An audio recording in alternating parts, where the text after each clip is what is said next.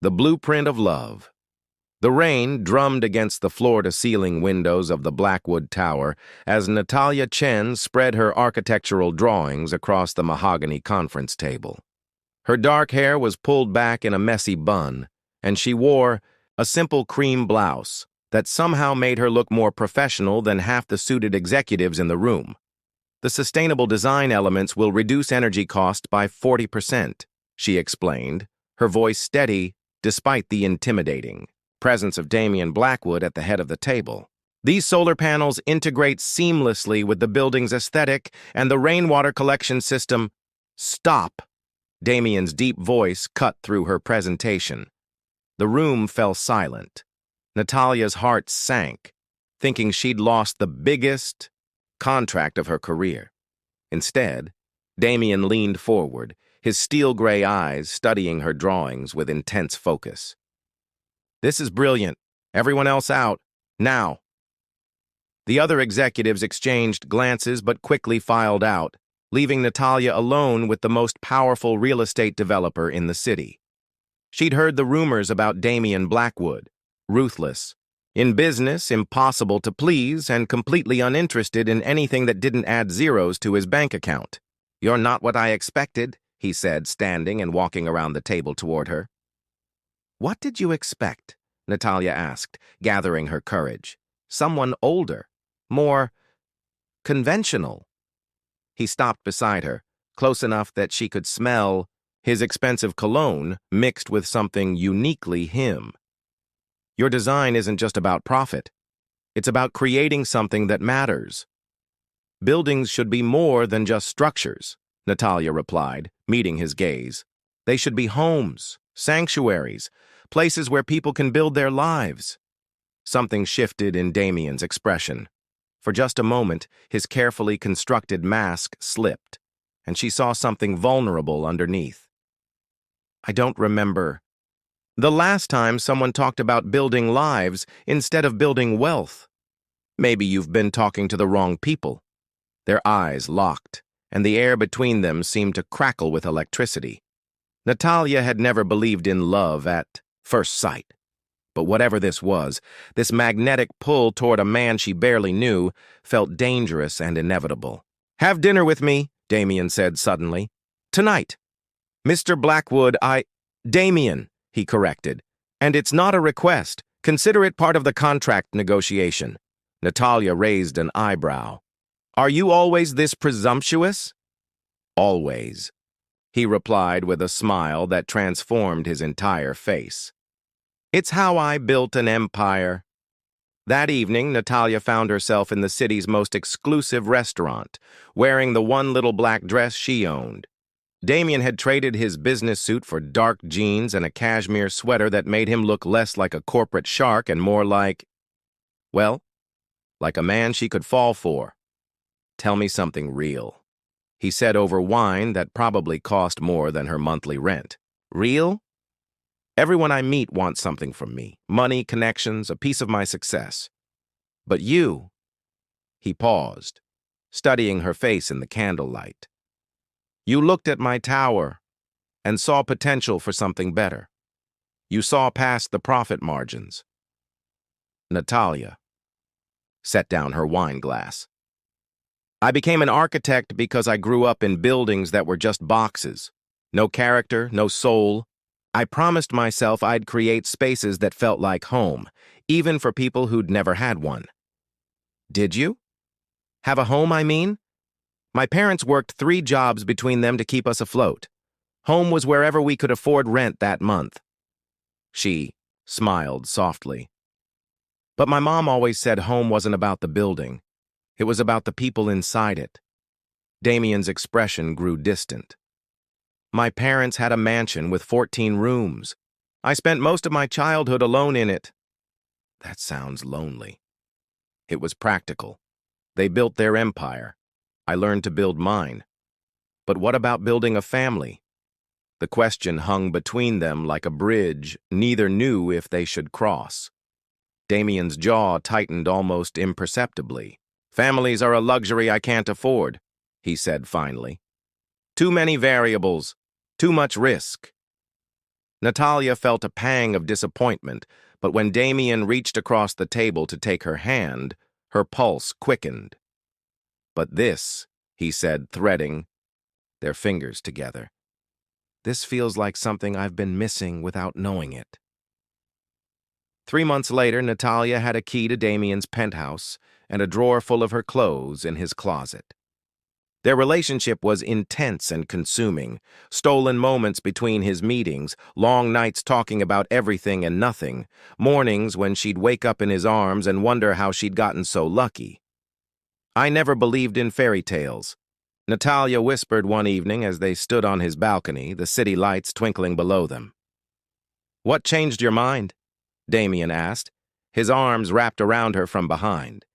"You did." He turned her to face him, his hands cupping her face with surprising gentleness for someone known for his iron grip on everything else.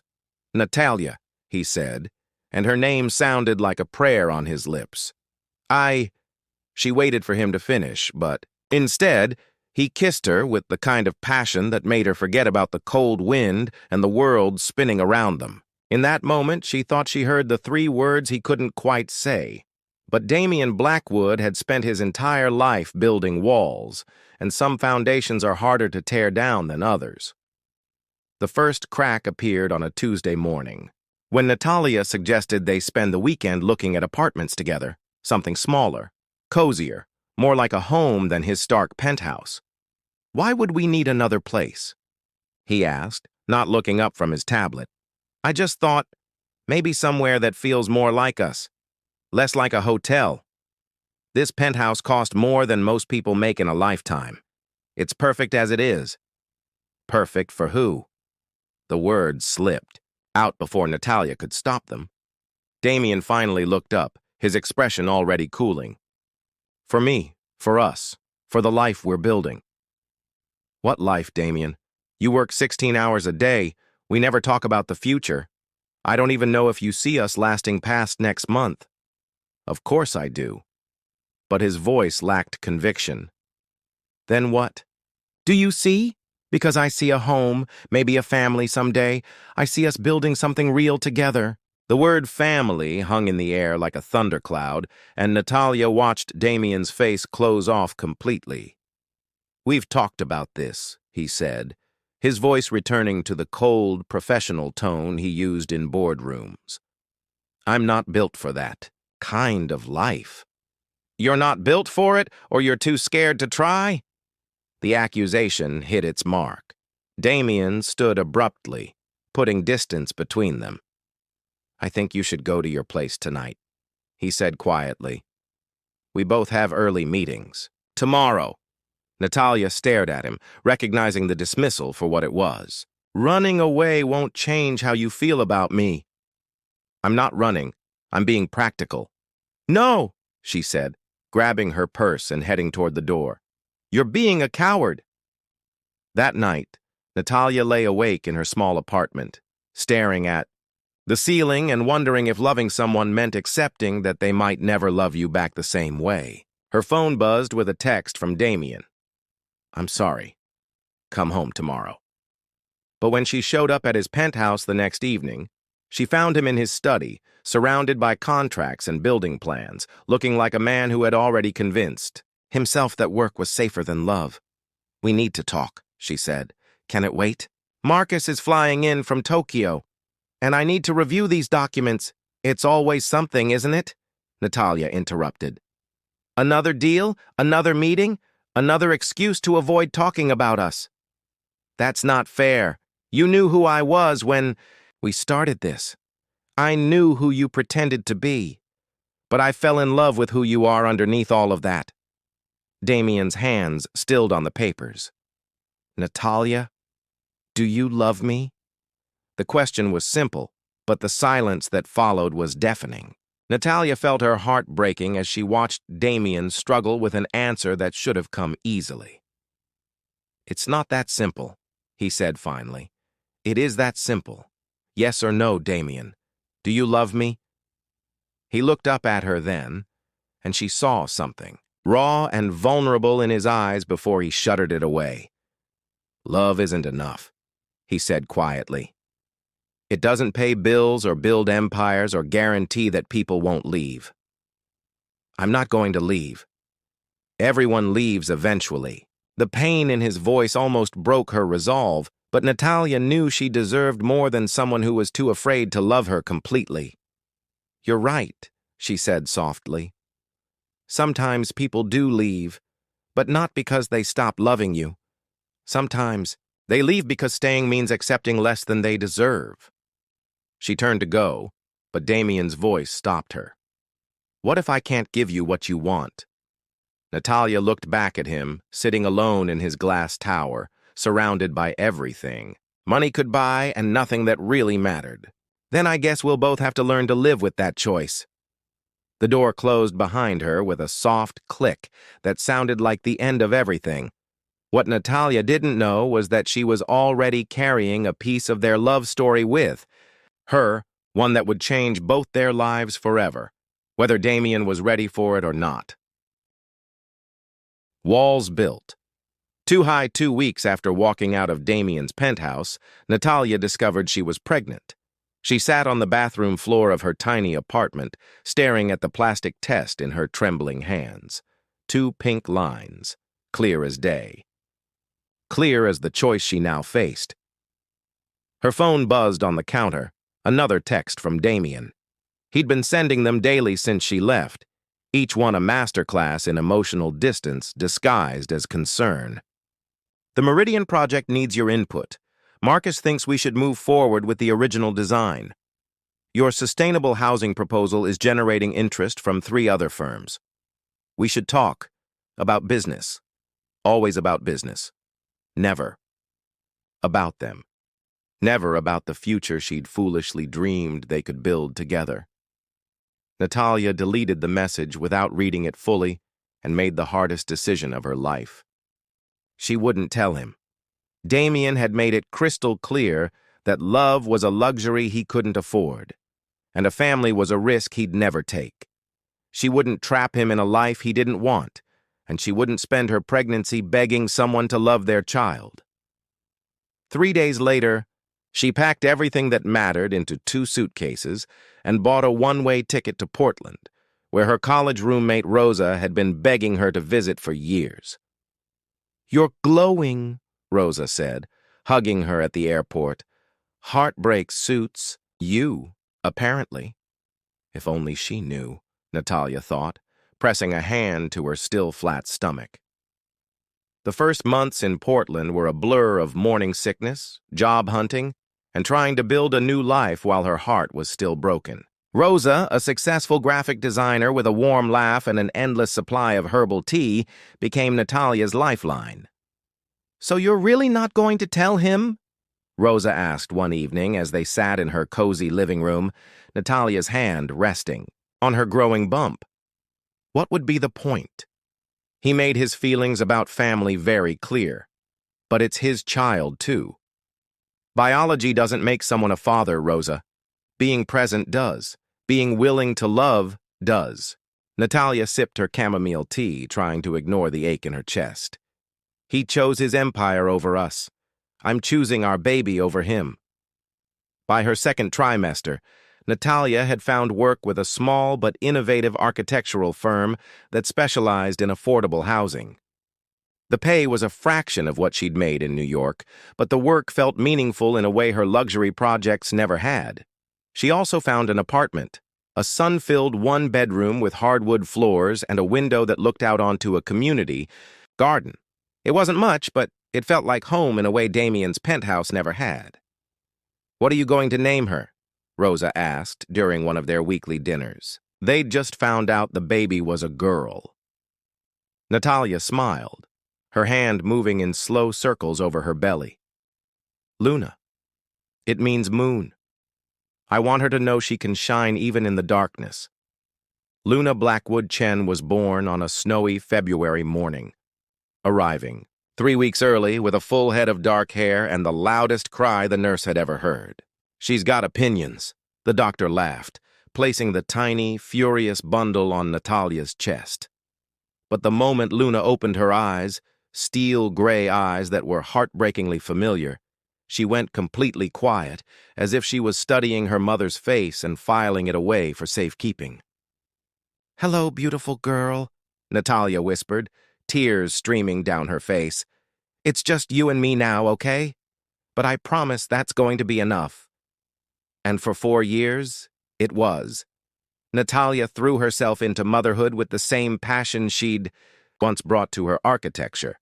She read bedtime stories in different voices, built elaborate blanket forts in their living room, and taught Luna to see magic in everyday things. Luna grew into a precocious little girl with her father's sharp intelligence and her mother's warm heart. She had Damien's stubborn streak and his intense focus when something captured her interest. But she also had a gentleness he'd never allowed himself to show. "Mama, why don't I have a daddy?" Luna asked one day as they watched other families. At the playground, Natalia's heart clenched, but she'd prepared for this question. Some families have mommies and daddies. Some have just mommies or just daddies. Some have grandparents or aunts and uncles. What makes a family isn't who's in it, sweetheart. It's how much love there is. "We have lots of love," Luna said solemnly. "We do, more than enough." But as Luna grew older, the questions became harder to answer. She was fascinated by tall buildings and loved to draw elaborate structures with her crayons. When she asked why she was so good at building things, Natalia would say it was a gift, never mentioning that it might be inherited. The hardest moments came late at night, when Natalia would lie awake wondering if she'd made the right choice. Luna deserved to know her father, didn't she? But every time Natalia considered reaching out, she remembered Damien's words. "Love isn't enough. It doesn't guarantee that people won't leave." He'd been so sure everyone would leave eventually. She'd proved him right by leaving first, taking with her the one person who might have changed his mind about everything. Money was always tight. Natalia's job paid enough for a decent life, but there were no luxuries. Luna's clothes came from thrift stores. Her toys were mostly hand-me-downs from Rosa's friends, and their idea of a fancy dinner was ordering pizza instead of cooking pasta at home. But Luna never complained. She seemed to understand even at 4. That love was more valuable than money. She'd rather spend an evening making up stories with her mother than watching television, and she found joy in small things. A butterfly in the garden, a puddle to jump in, a hug that lasted just a little longer than usual. "You're raising an amazing little human," Rosa said one day as they watched Luna carefully arrange her toy blocks into an elaborate castle. "She's raising herself, mostly. I just try to keep up." She has his eyes. Natalia had been waiting for someone to notice. "I know. Do you ever wonder what he's doing, if he thinks about you?" "Every day," Natalia admitted quietly. "But wondering doesn't change anything. He made his choice, and I made mine." What Natalia didn't know was that 3,000 miles away in New York, Damien Blackwood was making a choice of his own. He'd spent 4 years trying to convince himself that letting her go was the right decision, but success felt hollow when there was no one to share it with. Marcus had been after him for months to attend some charity gala or another, something about corporate responsibility and public image. Damien usually found excuses to avoid such events, but lately, the walls of his penthouse felt more like a prison than a sanctuary. "Fine," he told Marcus that morning. "Book the flight, but only for one night." "Which flight?" Marcus asked, confused. "Portland. That sustainable housing gala you've been pushing. Let's go see what the competition is doing." Marcus raised an eyebrows, but didn't question his boss's sudden interest in charity work. He'd learned to pick his battles. If only he'd known that. Fate was about to pick one for all of them. Silent departure. The Portland Children's Foundation Gala was exactly the kind of event Natalia usually avoided. Too expensive, too formal, too many reminders of a life she'd left behind. But her boss, Elena, had insisted. "The firm needs visibility," Elena had said, pressing the invitation into Natalia's hands. "Your affordable housing project is up for the Innovation Award. You have to be there." So here, Natalia stood in the ballroom of the Grand Hotel, wearing a simple navy dress she'd found on sale and feeling completely out of place among the designer gowns and diamond jewelry. Luna was at home with Rosa, probably in her pajamas by now, building something elaborate with her blocks. "You clean up nice?" said James, one of her colleagues, appearing at her side with 2 glasses of champagne. "I feel like I'm wearing a costume," Natalia admitted, accepting the glass gratefully. "Fake it till you make it. Besides, your project deserves this recognition. Those sustainable family units you designed, they're going to change lives." Natalia smiled, thinking of the small but thoughtfully designed homes she'd created, each one built to be affordable but still beautiful, practical but still a place where families could thrive. It was the kind of work that fed her soul, even if it didn't pad her bank account. "Ladies and gentlemen," a voice boomed from the stage, "please welcome our keynote speaker and the evening's primary benefactor, Damian Blackwood of Blackwood Development." The champagne glass slipped from Natalia's fingers, shattering on the marble floor. Around her, people turned to look, but she barely noticed. Her entire world had narrowed to the man walking across the stage, older, more distinguished, but unmistakably him. Damian Blackwood. "Here, in Portland." "I need air," she whispered to James, pushing through the crowd toward the exit. But fate, it seemed, had other plans. "Mama!" Natalia spun around to see Luna running across the ballroom in her favorite purple dress, Rosa chasing after her with an apologetic expression. "I'm so sorry," Rosa panted, reaching them. "She woke up crying for you." She was convinced something was wrong. "I tried calling, but—" "It's okay," Natalia said quickly, scooping Luna into her arms. "We'll just go home." But Luna had spotted something that made her wiggle down from her mother's embrace. "Mama, look! There's a man up there who looks just like me!" Natalia's blood turned to ice. On stage, Damian was speaking about urban development and community responsibility, but Luna wasn't listening to his words. She was staring at his face, at the gray eyes and strong jawline that mirrored her own. "Luna, we need to go," Natalia said urgently. But her 4-year-old daughter had inherited more than just Damian's looks. She'd inherited his determination, too. Before anyone could stop her, Luna had slipped away from her mother and was walking, purposefully, toward the stage. The ballroom fell silent as the small figure in purple approached the podium. Damian stopped mid-sentence, his gaze dropping to the little girl who had somehow bypassed all security and was now standing directly in front of him.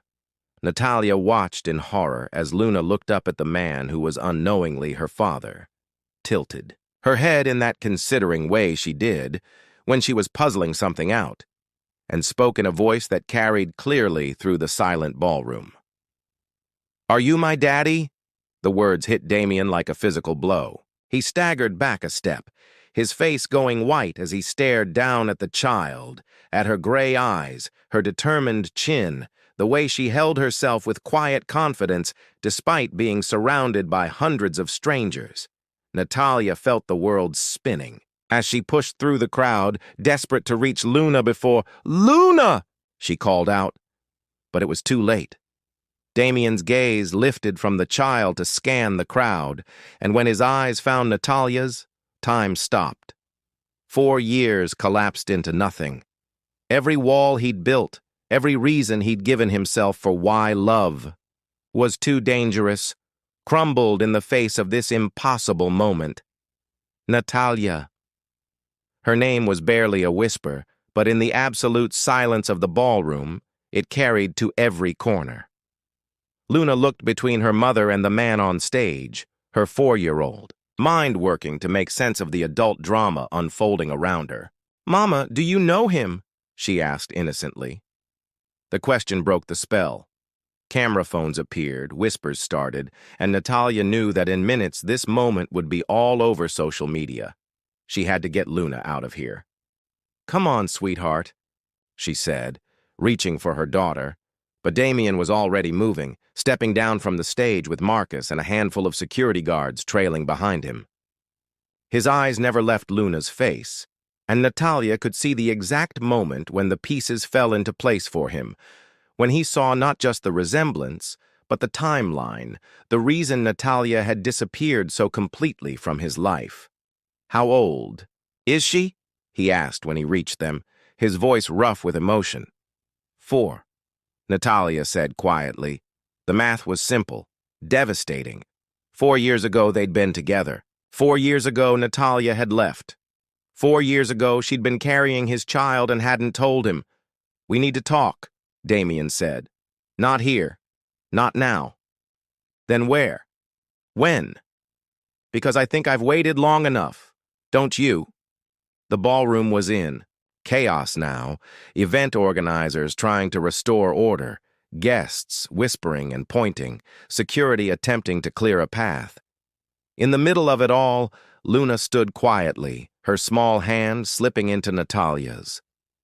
"I want to go home," Luna said softly, and Natalia's heart broke at the confusion in her daughter's voice. "We will, baby. Right now." But as they turned to leave, Damien's voice stopped them. "Please," he said, and the word was raw with 4 years of regret. "Don't run away again." Natalia looked back at him, at the man who'd chosen his empire over, their love, who'd been too afraid to take the risk of building a family. But now, staring at the daughter he'd never known existed, he looked like a man whose entire world had just shifted on its axis. "Tomorrow," she said finally. "Rose City Park, 10 a.m. Just you." Damien nodded, his gaze dropping to Luna one more time. "What's her name?" "Luna," Natalia said softly. "Her name is Luna." "Luna," he repeated, and the way he said it, like he was memorizing the sound, made Natalia's chest tighten with old pain and new fear. That night, after Luna was finally asleep, Natalia sat on her couch with Rosa, both of them nursing large glasses of wine. "So," Rosa said carefully, "that was dramatic. That was a disaster." The man looked like he'd been hit by a truck, a very small purple-dressed truck. Despite everything, Natalia almost smiled. "She has his personality. Did you see how she just marched up there? No fear, completely determined to get answers." "Are you going to tell her?" "Tell her what?" "That her father is a billionaire who was too scared to love her mother, that he's probably going to want custody battles and lawyers and—" Natalia's voice broke. "Hey," Rosa said gently, moving to sit beside her. "You don't know what he wants. Maybe he's changed." People like Damien. "Don't change, Rosa. They just find new ways to protect themselves." But even as she said it, Natalia couldn't shake the image of Damien's face when he'd looked at Luna. The wonder, the instant love, the complete transformation of a man who'd spent his entire life avoiding emotional connections. In his hotel suite, across town, Damien stood at the window, staring out at the Portland skyline and trying to process the most important day of his life. He had a daughter. Luna. The little girl with his eyes and Natalia's gentle spirit who'd walked up to a stranger and asked the question that changed everything. Marcus found him there hours later, still in his tuxedo, still staring out at the city lights. "The press is calling," Marcus said carefully. "They want statements about tonight." "No statements. No press. Cancel everything for the next week." "Damien, I have a daughter, Marcus." The words were quiet but weighted with awe and terror in equal measure. 4 years old. I missed 4 years. Marcus was quiet for a long moment. "What are you going to do?" Damien thought about Natalia's face tonight, the fear in her eyes when Luna had asked that impossible question, the way she'd immediately moved to protect their daughter from the chaos that followed. She'd been protecting Luna for 4 years, from him, from the life he represented. "I'm going to do what I should have done 4 years ago," he said finally. "I'm going to fight for my family." The next morning would bring a conversation that would change all their lives. But tonight, in the quiet darkness, both Natalia and Damien lay awake, thinking about the same thing, A little girl who'd had the courage to ask for what she wanted, even when the adults in her life were too afraid to ask for what they needed. Building dreams. A Lone Rose City Park was nearly empty at 10 in the morning. Just a few joggers and dog walkers enjoying the crisp autumn air. Natalia sat on a bench near the playground, watching Luna push herself on the swings while trying to calm her racing heart. She'd debated bringing Luna to this meeting, but her daughter had woken up full of questions about the man from last night, and Natalia couldn't bear to lie to her anymore. Besides, this conversation was about Luna's future as much as theirs. "Higher, Mama!" Luna called from the swings, her dark hair flying behind her. "Be careful, sweetheart," Natalia called back, then tensed as she saw a familiar figure approaching, across the grass. Damien looked different in daylight, older, more vulnerable somehow. He'd traded his expensive suit for dark jeans and a simple gray sweater. But even dressed down, he carried himself with that quiet authority she remembered. What was new was the uncertainty in his step, the way his hands clenched and unclenched at his sides. "Thank you for coming," he said, stopping a few feet away from her bench. "I wasn't sure you would." Damien's gaze drifted to Luna, who had spotted him and was now swinging more slowly, studying him with those sharp gray eyes. "Is that him, Mama?" Luna asked loudly enough for Damien to hear. "The man who looks like me?" "Yes, baby, come here for a minute."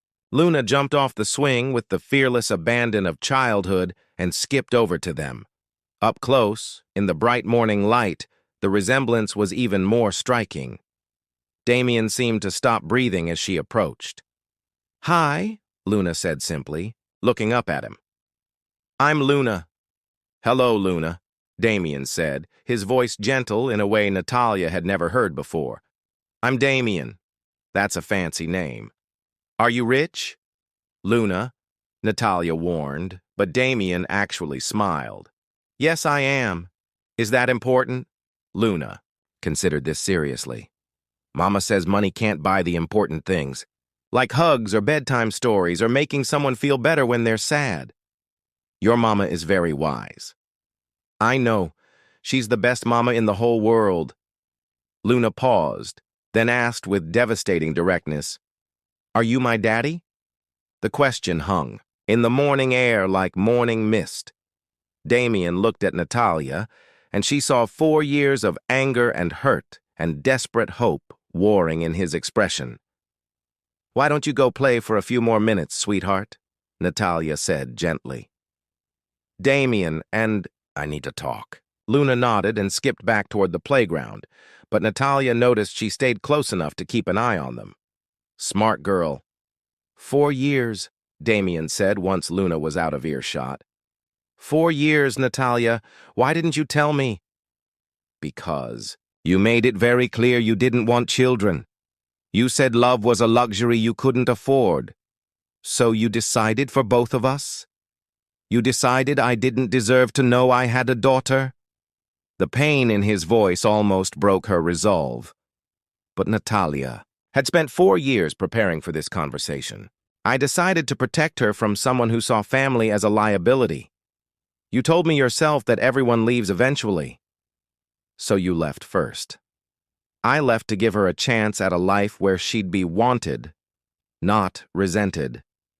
Damien flinched as if she'd struck him. "You think I would have resented her? I think you would have done your duty. Provided for her financially, maybe even spent time with her when your schedule allowed. But love, real, unconditional, messy love, that terrified you then, and I won't let my daughter grow up feeling like she's too much trouble for her own father to handle."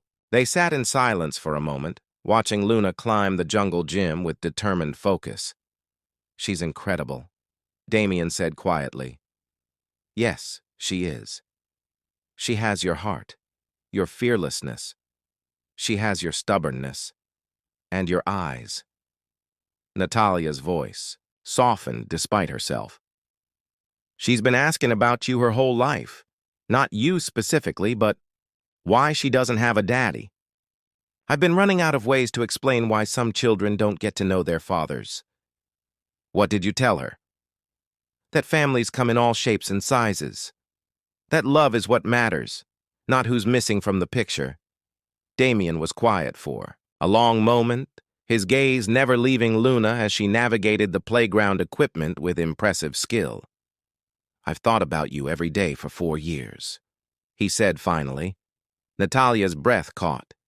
Damien, every morning when I wake up in that empty penthouse, every night when I come home to silence, every time I close a deal or buy another building or add another zero to my net worth, I think about how none of it means anything because the only person I wanted to share it with was gone. You let me go. I pushed you away because I was terrified of exactly this, of caring so much that losing you would destroy me. But you know what I learned? Losing you destroyed me anyway. Natalia felt tears burning her eyes, but she forced herself to stay strong. It's too late for us, Damien. Too much has happened. Is it too late for her? He nodded toward Luna, who was now hanging upside down from the monkey bars, her laughter ringing across the park.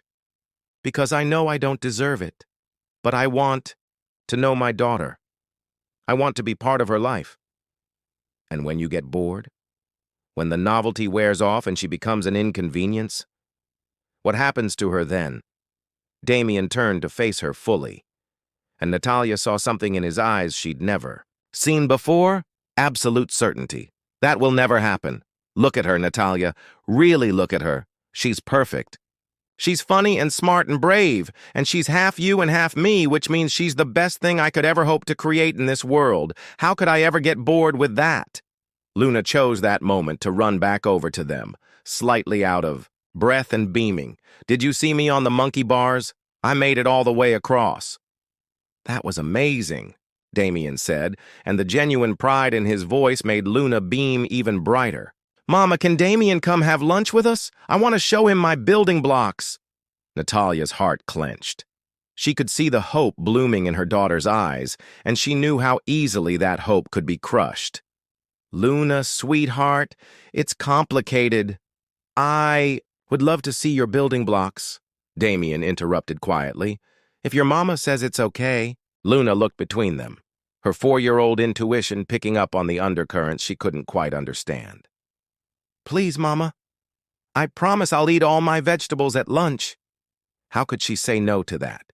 How could she deny her daughter the chance to know her father, even if it terrified her? Okay, she said finally. But just lunch. Luna cheered and grabbed Damien's hand, tugging him toward the park exit with complete trust. Natalia watched her daughter's small fingers wrapped around Damien's much larger ones and felt something shift in her chest. Not forgiveness, not yet, but maybe the beginning of possibility. As they walked toward Natalia's car, Luna chattered, non-stop about her blocks, her drawings, her best friend at preschool, and the story she was writing about a princess who built her own castle. Damien listened to every word as if it was the most important conversation he'd ever had. She's never this talkative with strangers, Natalia said quietly as Luna ran ahead to pet a friendly dog. Maybe I'm not a stranger to her, Damien replied. Maybe some part of her recognizes me. Or maybe she's just desperate for a father figure, and you're the first man to show real interest in what she has to say. The words came out harsher than Natalia intended, but she couldn't help herself. She'd spent 4 years being both mother and father to Luna, and the idea that Damien could waltz in and instantly become the hero of the story made her defensive. I deserve that, Damien said. I deserve worse than that. But I'm here now, Natalia. I know I can't make up for 4 years, but I want to try. Wanting isn't enough. Luna needs consistency. She needs someone who will show up, not just when it's convenient, but every day, for soccer games and school plays and stomach bugs and nightmares and all the ordinary, unglamorous moments that make up a real life. Then teach me, Damien said simply. Show me how to be what she needs.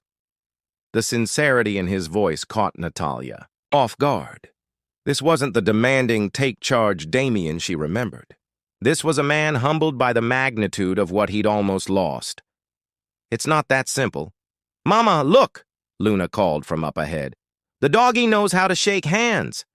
"That's wonderful, baby," Natalia called back, then turned to Damien. "1. Lunch.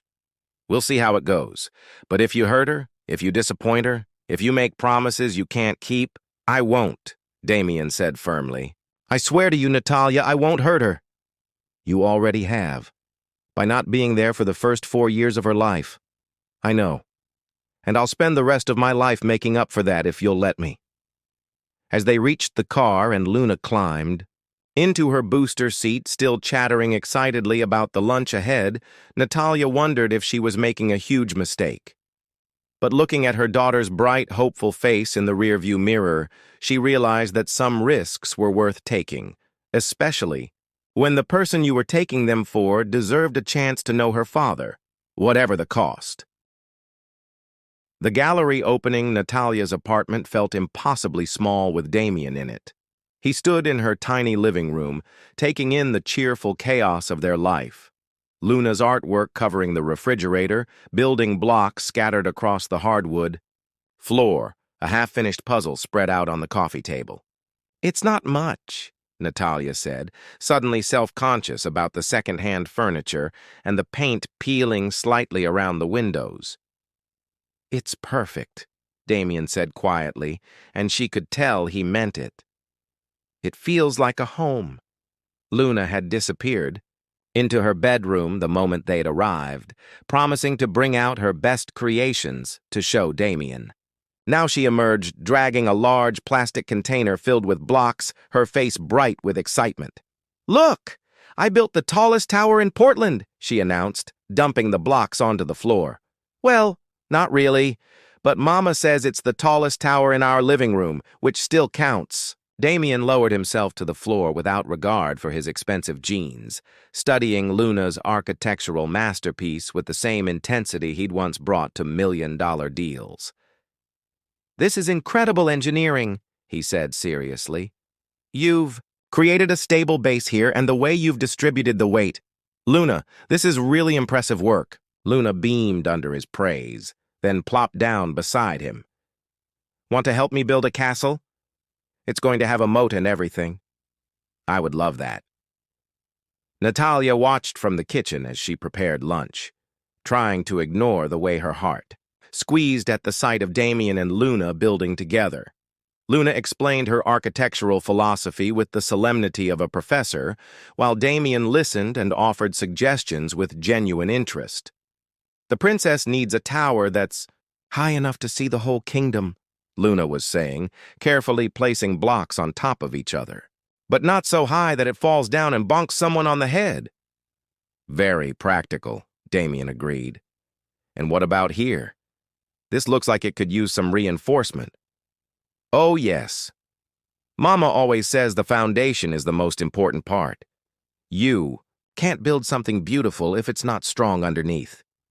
Damien glanced up at Natalia, and their eyes met across the room. The words hung between them, loaded with meaning that had nothing to do with block castles. "Your mama's very wise," he said softly. Lunch was grilled cheese sandwiches and tomato soup. Nothing fancy, but Luna chattered happily throughout the meal, asking Damien questions with the directness only a 4-year-old could manage. "Do you live in a castle?"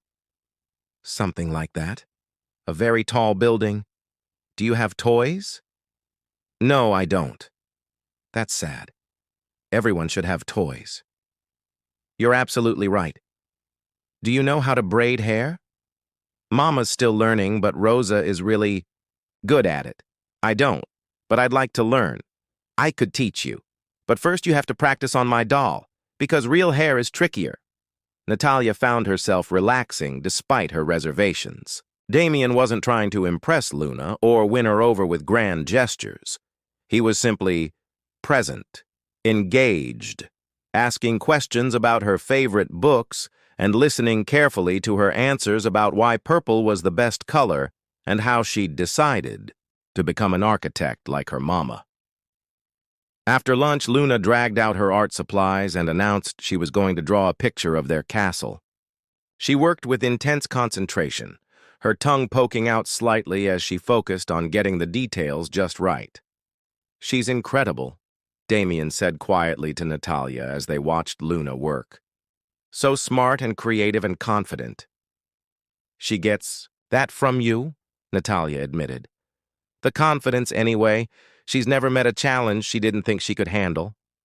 She gets the creativity from you. And the kindness." They sat in comfortable silence for a moment, watching their daughter, add careful purple flags to the top of her castle towers.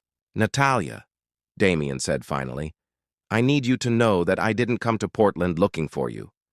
I know, but I'm glad I found you, both of you, even if it happened the way it did." Natalia was quiet for a long moment. "She's going to have questions about why you weren't here before, about what this means for our family. What should I tell her?" "The truth. Age-appropriate truth, but still the truth. She's too smart for anything else. The truth is that I was scared, that I thought I wasn't good enough to be anyone's father. And now?" Damien looked at Luna, who was now adding what appeared to be a dragon to her castle drawing, complete with friendly eyes and a bow tie. "Now I know I'm probably still not good enough, but I want to try anyway. She deserves a father who shows up, who tries, who loves her, more than anything else in the world." "And what about us?" The question slipped out before Natalia could stop it. Damien turned to look at her, and she saw everything in his eyes: regret, hope, love, and a vulnerability that took her breath away. "I still love you," he said simply. "I never stopped. But I know I don't have the right to ask for a second chance, not after what I put you through." "Damien!" "Done!" Luna announced, holding up her drawing triumphantly. "Look, it's our castle! There's Mama and me and Damien, and we're all living together, and the dragon is our pet." Natalia stared at the drawing, 3 stick figures standing in front of a purple castle, holding hands and smiling. In Luna's 4-year-old imagination, they were already a family. "It's beautiful, sweetheart," she managed. "Can I keep it?" Damien asked, and Luna nodded enthusiastically. "Of course. It's for you. So you don't forget about us when you go back to your tall building?" Damien's face went very still. "Luna, I could never forget about you. Not ever. But you might get busy. Mama says grown-ups get busy sometimes and forget to call." Natalia felt her cheeks burn, but Damien just nodded seriously. "You're right. Grown-ups do get busy sometimes. But I promise you, Luna, that no matter how busy I get, I will never be too busy for you. You're the most important thing in my world." "Now?" "Really? Really? In fact, I was thinking, maybe I could stay in Portland for a while, get to know you better. Would you like that?" Luna's face lit up like Christmas morning. "Yes. And maybe you could come to my school for show and tell. I could tell everyone about my daddy who builds tall buildings." The word daddy hit Damien like a physical blow. Natalia watched as his composure finally cracked, tears gathering in his eyes as he looked at this incredible little girl who was ready to claim him as her father without hesitation. "I would be honored to come to your show and tell," he said, his voice rough with emotion. Later, after Luna had fallen asleep on the couch clutching her favorite stuffed elephant, Natalia and Damien sat at her small kitchen table, the weight of the day settling between them. "She's accepting this faster than I expected," Natalia said. "Kids are resilient, and she's been hoping for this her whole life, hasn't she? A father who wants to be here. Don't make promises you can't keep, Damien. She's already attached to you, and if you disappear, I'm not going anywhere." His voice was firm, certain. "I meant what I said about staying in Portland. I can run my company from anywhere, and I want to be here. For her. For both of you, if you'll let me." "It's not that simple. You have a life in New York, responsibilities." "I have money, Natalia. More than I could spend in 10 lifetimes. But I've never had what you've built here, a home, a family. Love that doesn't come with conditions or contracts. Natalia looked at him across her small table.